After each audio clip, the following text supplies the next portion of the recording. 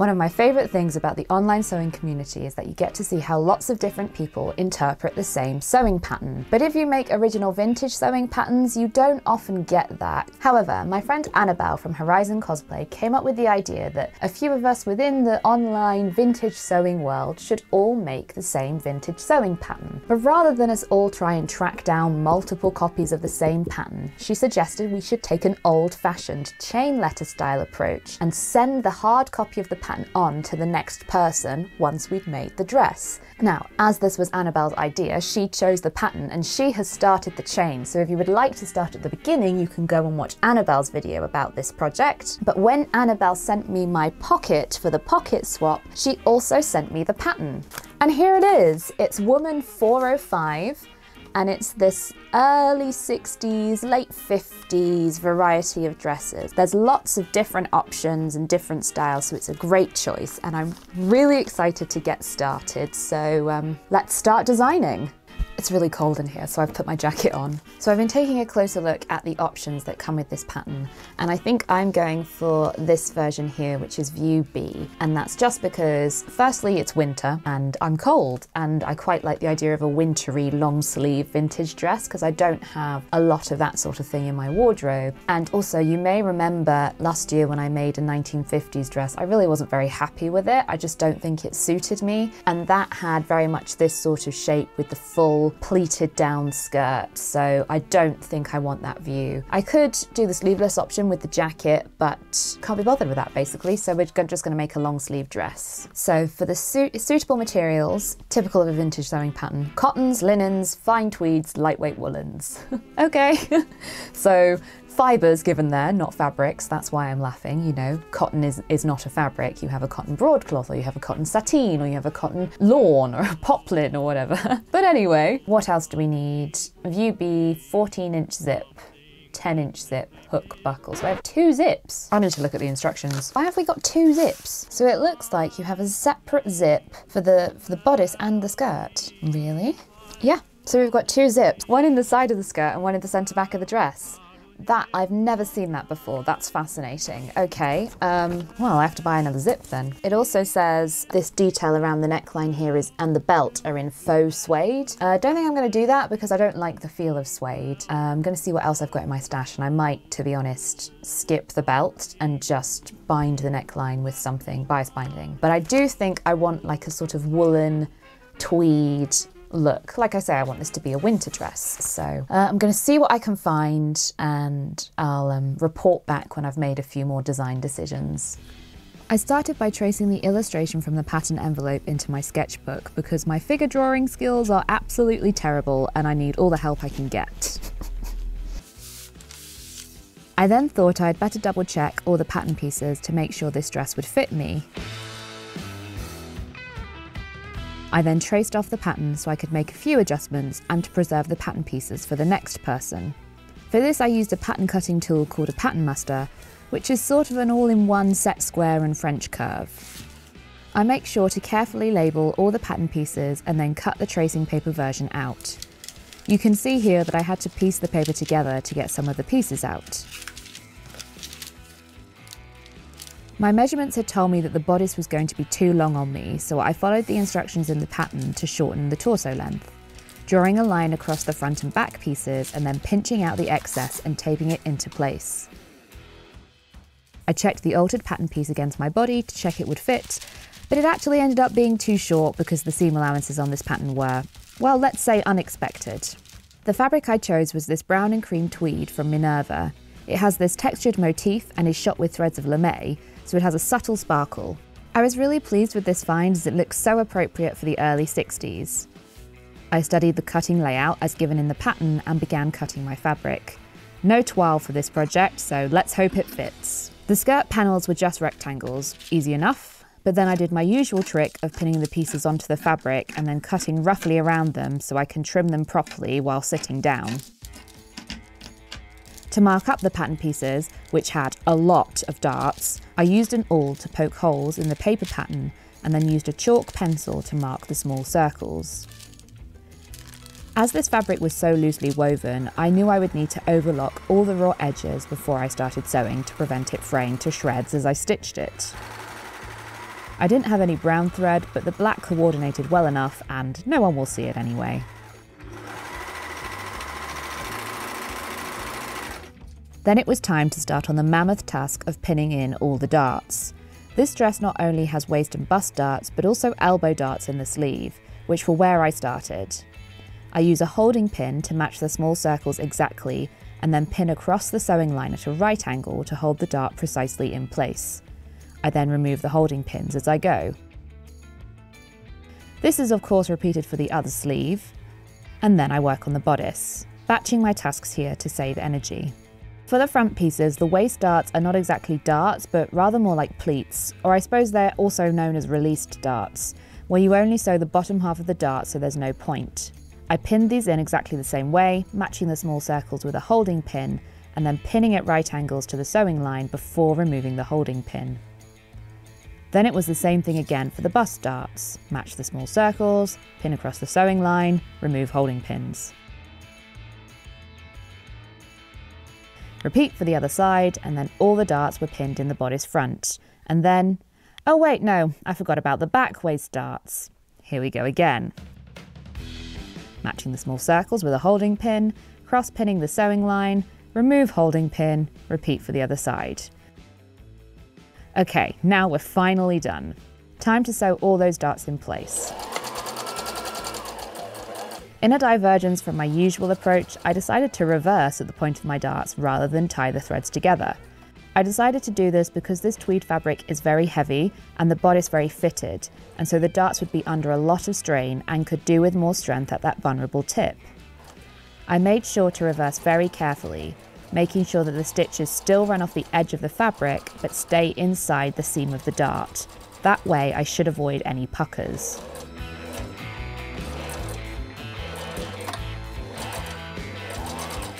Then it's just a case of sewing all the darts in the same way.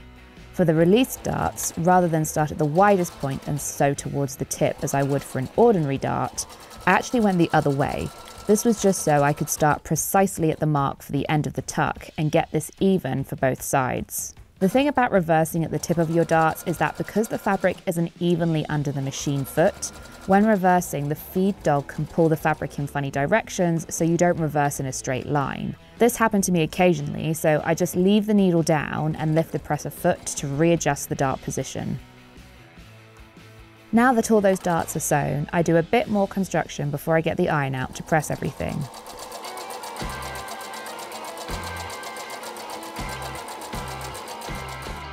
Here I'm tacking shut the top half of the centre back seam for where the zip will go. Then when I get to the balance mark for the end of the zip, I change my stitch length, reverse to lock the threads in place, and then sew the rest of the seam as usual.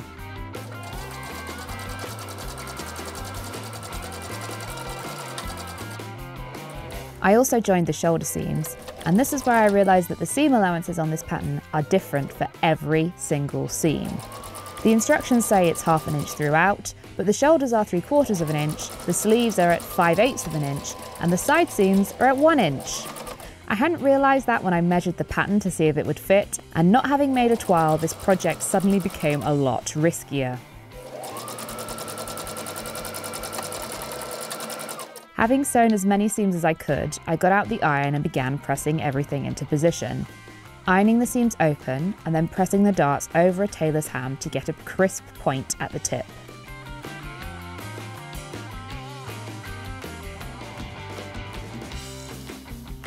The shoulder seams also get pressed open and the horizontal bust darts get pressed down towards the waist.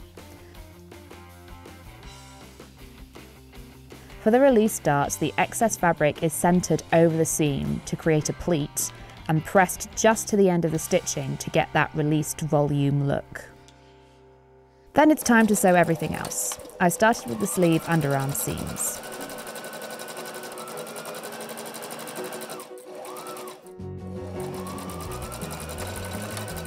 Then it's time for the bodice side seams with that unexpected 1 inch seam allowance. On the left side, I only sew to the balance mark, leaving the rest open for the zip. I suppose the good thing is, if it is too small, there's plenty of room to alter it later. Then I stitch the long skirt side seams at 1/2 inch seam allowance, different to the seam allowance at the side seam of the bodice. Again, on the left side, I leave an opening for the zip. As the neck edge will be bound, I didn't overlock that edge, so I stay stitch the seam allowance to stop it stretching out. Then it's back to pressing, ironing open the side seams and pressing the open seam allowance to the correct width so that I can insert the zip later.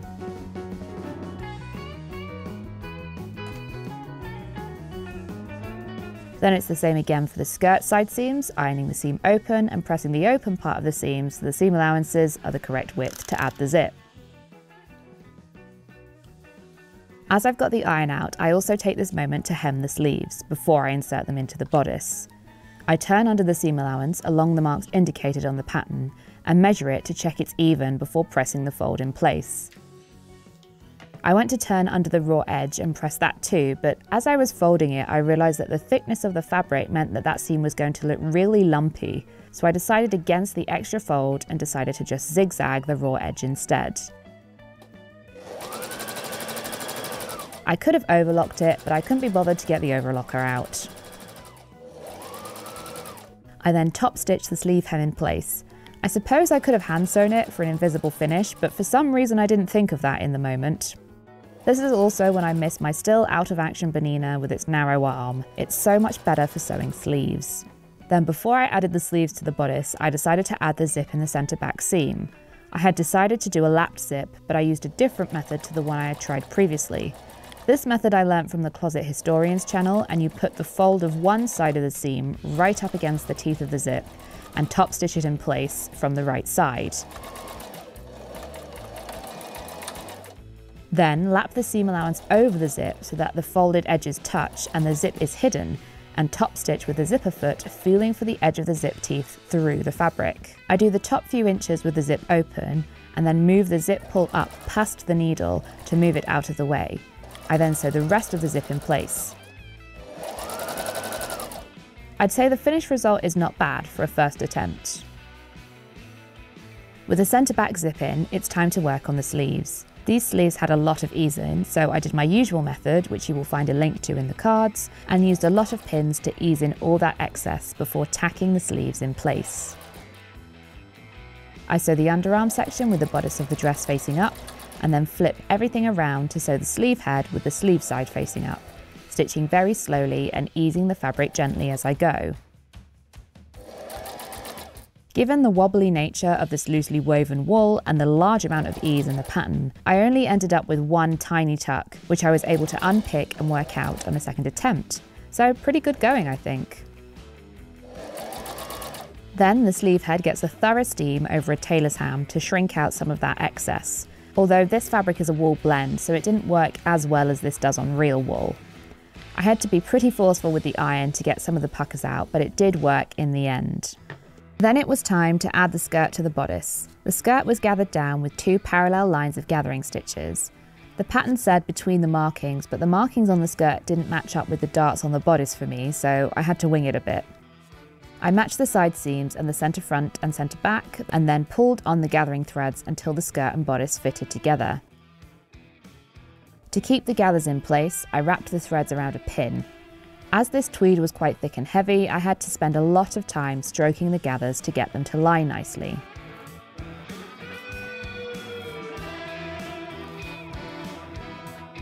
Then I machined the skirt to the bodice with a 1/2 inch seam allowance. I took my time over the gathered sections to make sure I didn't end up with any tucks, and I actually machined over the seam again for extra strength. This was a lot of heavy fabric to be held in place with just one line of stitching.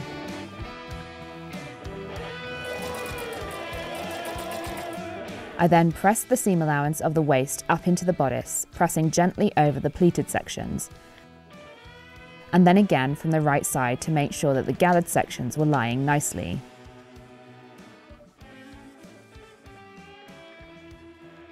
I then added some top stitching along the waist seam, catching the seam allowance of the waist seam to the fabric of the bodice. This should help to distribute the weight of the skirt better and reinforce the seam. I went very slowly and kept checking to make sure all the seam allowances are lying flat and I'm not catching any parts of the dress I shouldn't. Then it was time to add the zip into the side seam. As you can see with the way I'm struggling to get the dress under the machine, this was tricky. And as a result, you can't really see what I'm doing. But I did another lap zip, so I did all the same processes as before for the zip in the centre back, matching the folded edge of the right side to the edge of the zip teeth and then overlapping the other half of the seam allowance to cover the zip and meet the other half of the seam before top stitching it in place. With the second zip in, it was time for the moment of truth. After all that, would the dress fit me? Yay! So last night I very nearly finished my dress and I'm very pleased with it. However, this fabric, I don't know if you can see actually, it's got a little bit of a lame stripe to it. It's gorgeous on, but it's really itchy. So I think I'm going to have to entirely line the dress, which means doing every single process of this, apart from the zips I guess, again. Now, I've been through my fabric stash and I do have a collection of lining fabrics here, but I have no idea, really, I'd need a brownish sort of one. And I have this one, but which is more sort of khaki green, but I doubt that's going to be enough for all of it to line the entire thing. So we might have to do a sort of multicolored patchwork lining, or else go for a color that I've got a lot of, like this light blue. So it's going to be quite interesting. It's definitely going to be a bit of stash busting. It still needs a hem. I'm not sure how long I want it. It's kind of just below knee on the models, so I think that's maybe what I'll go for. Got to start all over again. I'll make basically an entire another dress. Better get cracking, hadn't I? In the end, I decided to just use this green lining fabric. I had enough for the bodice and sleeves, and then I would see how much of a skirt lining I could cobble together from the scraps. I realised as I was cutting the sleeves that I didn't need the same long hem for the lining, so I chopped a bit off, and then I did everything you've already seen again with the following adjustments. I gave up on trying to ease in this very slippery lining fabric, so I just gathered the sleeve lining instead.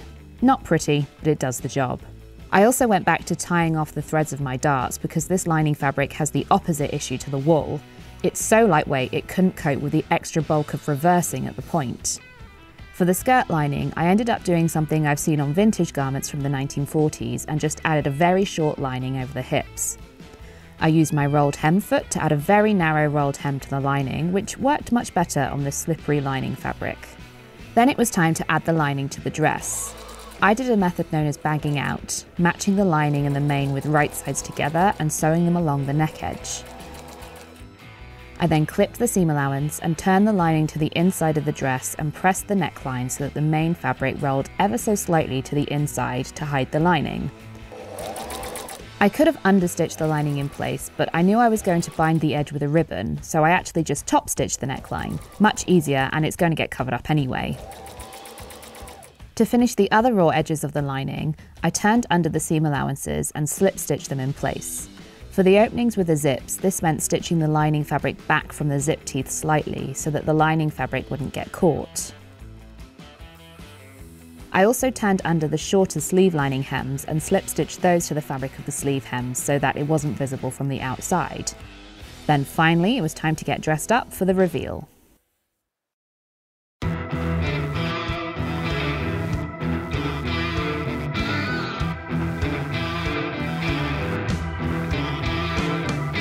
A few finishing touches that I forgot to mention include the ribbon around the neck. This was simply folded over the neck edge and prick stitched in place. Because it's straight ribbon and not bias binding, it does pucker a little, but I don't mind. I'm not entirely sure I needed that centre back zip, as I can get the dress over my head without it, but either way it would probably benefit from a hook and eye to keep the very top in place. Generally, I'm really pleased with the fit of the bodice, despite my fears and the unexpected seam allowances. I love the gentle shape of the sleeves, and while I originally thought the shoulders may be too wide on me, when looking at the pattern illustrations, I think they're supposed to be deliberately boxy. I do think I shortened the waist just a touch too much. That unexpected seam allowance at the shoulders made it half an inch shorter than expected, but the sleeves were so tricky to ease in, there was no way I was taking them out to adjust it. With the weather turning chilly, I thought I would try my wintry vintage dress out in the garden. I'm truly so pleased with the result. It's exactly what I had in mind. I also love the fact that my version of this dress turned out so different to Annabelle's, which is much more summery. Despite it being cold enough to see my breath, I was nice and warm in my winter dress, although my hands and neck were a bit cold.